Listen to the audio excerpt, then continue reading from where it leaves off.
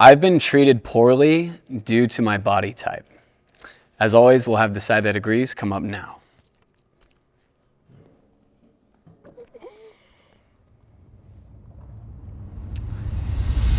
For me, it's a lot of things from being younger growing up, being heavier kid, being heavier in the military, just quite a bit of hazing and, shaming around that. I have always just been like the short, fat, funny friend.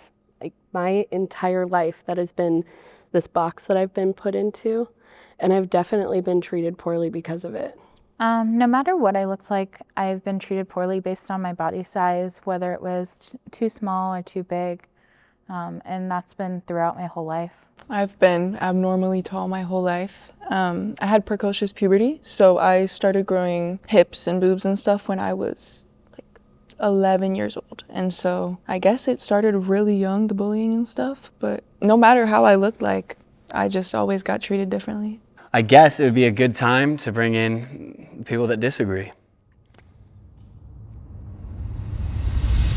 Although you haven't been treated poorly for, your body type, have you ever witnessed that? Or have you ever been around something like that where you've seen people do it? I definitely can picture, some people, being looked at different. Maybe not being treated different, but just being looked at different. And, I don't know how that would affect the person. Yeah, I've never experienced it myself, so. There. And how about you? Yeah, I've definitely seen people treat other people poorly for various reasons relating to their body. How often have we heard the short king saying that people say, definitely making fun of weight. I think I've seen people with darker humor make comments that necessarily wouldn't fly with people, even though there's no malice behind it. And I've definitely seen people that have no other intent except to hurt your feelings. I guess a lot of times, I think when I think the times I've seen people treated poorly for their body, it's also been in school. But has anybody had an encounter like this or witnessed this in their adult lives? Yeah. Yeah? Yeah. The most obvious thing that I can think of is dating. I can't count how many times I've been the girl that's, cute enough to sleep with, but not hot enough to date. And it's awful. What a terrible, awful feeling you just kind of have to live with.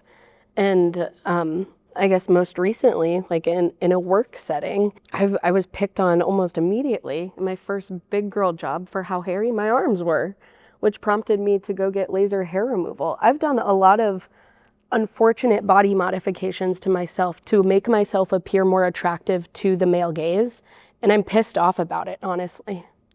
My 6th grade year of middle school, I had this gym teacher, and I remember, how you had to bring your own clothes and stuff? I had forgot my clothes. I washed them at home. I had to borrow a pair of my friend's shorts, because it was either wear her shorts or get in trouble. And so I chose to wear her shorts. And my teacher came up to me and she was like, "Torrey, I don't understand why you think it's okay to walk out of the house like that. And I don't understand why your mother would think it's okay to walk out of the house like that. You look like a." And, for years, I felt like it was my fault and I actually looked like that. But now I chose to use that as adrenaline to continue to work on my body and embrace how I naturally look. As an adult, I would say the main experience was military. And so I only made weight once in the military. You would have to take a PT test and have a weight test. And if based on your height, you were over a certain weight, you would then have to get taped. So there was only one time in my entire military career where I was ever able to make weight. And so, there was a lot of hey, you fat fucker, there's no holding back in the military. The things that people would say to each other, it was very direct and honestly, intentionally trying to be hurtful to see if you were tough enough to be able to take it. So those kind of things were just it was definitely specific to my unit, especially we were very bad about it just because we were an all male unit. So there was a lot less cordiality all around, but anybody that had anything different with their body, somebody may have a birth defect and people would just rag on them nonstop about it. Anything that somebody had that regardless of whether it was their control or not, it was taken and used as a weakness to just try and turn the knife.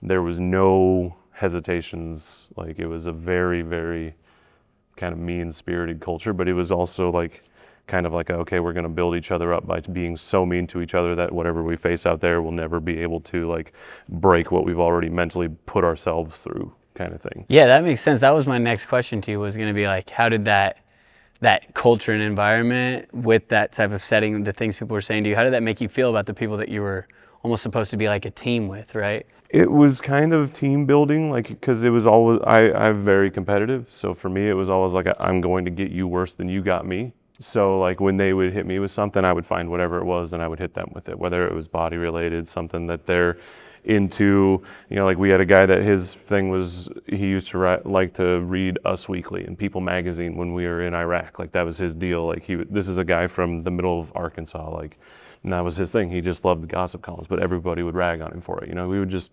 find something. So people that would have any kind of, you know, overweight, our unit, it was very rare to be overweight. I was one of the few. And so like I kind of got targeted for that.